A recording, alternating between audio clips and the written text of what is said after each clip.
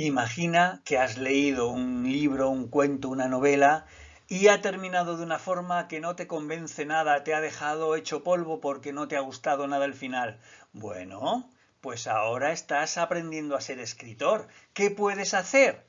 Escribe tú el final del cuento. Vamos a aprender una técnica, vamos a practicar con ella, que consiste en crear un nuevo cuento, pero solamente vamos a cambiar el final del cuento. ¿No te gusta que Caperucita Roja y la abuela al final tengan que salir de la barriga del lobo y el lobo tenga que o morirse o escaparse o huir del bosque y quieres finalizarlo de otra forma? Bueno, imagina que lo que quieres es que Caperucita y el lobo se hagan amigos o incluso que se hagan novios y se vayan a vivir a un castillo y sean felices para toda su vida y el lobo deje de comer personas y coma, pues como todo el mundo, alubias y lentejas, ¿vale? Entonces todos esos cambios que vas a hacer al final del cuento van a dar lugar a un nuevo cuento, a un nuevo final que tiene consecuencias en los personajes y que tenemos que tenerlas muy claras para poder escribir el final. Bueno, ¿cómo podemos hacer esto tan complicado, que parece tan complicado? Primero, decide qué cambios quieres hacer. Es decir, ¿cómo quieres tú que finalice tu cuento? Apúntalo. Vale, decide en qué momento vas a empezar a cambiar el cuento. Puede ser el final finalísimo, un poquito antes del final, o puede ser desde la mitad del cuento, ¿eh? Lo que tú quieras, pero hagas lo que hagas, a partir de ahí tú tienes que apuntar. ¿Qué cambios vas a hacer en cada uno de los personajes? De su forma de actuar, de su forma de pensar.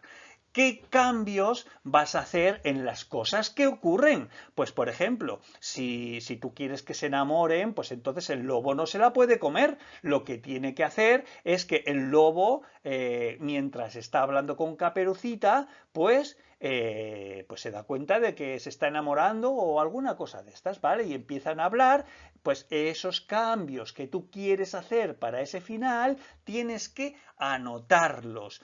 Todos esos cambios, cuanto más los detalles y más los especifiques, mucho mejor, porque cambiar el final de un cuento no es tan fácil como simplemente decir, en vez de que ocurra esto, va a ocurrir esto otro. Todo ese final tiene que ser verosímil. ¿Te acuerdas cuando hablábamos de lo que es algo verosímil? Algo que sea creíble dentro del contexto de la historia, dentro del mundo de la historia. Para que sea creíble, las cosas no pueden suceder de repente por arte de magia o sin haberlas preparado. Tienen que ir ocurriendo poquito a poquito y que el lector se vaya dando cuenta de decir, uy, que estos dos están empezando a caer bien. Tienes que plantearlo poco a poco y a lo largo de varias páginas, no de repente en una página zumba, cambiar y ya está, ¿vale? A no ser que el cambio que quieres hacer sea muy pequeñito y que puedas aprovechar todo lo que está escrito para tu nuevo final. Vale, una vez que tienes anotadas todos estos cambios, esas consecuencias que van a tener los cambios en los personajes y en el final de la historia, pues tienes que escribir un pequeño argumento sobre ese final. Es decir, recuerda lo que era como un guión ampliado donde tú detalles esas nuevas sucesos que van a ir ocurriendo durante tu cuento y especialmente tienes que detallar tu nuevo final. A partir de ese pequeño argumento que te has escrito, pues entonces sí, escribes el cuento, escribes el final del cuento. Y como te puedes imaginar, en la tarea que te voy a pedir para esta semana, bueno, para esta semana, para esta lección, es que escribas el final de un cuento que te haya gustado, que lo cambies.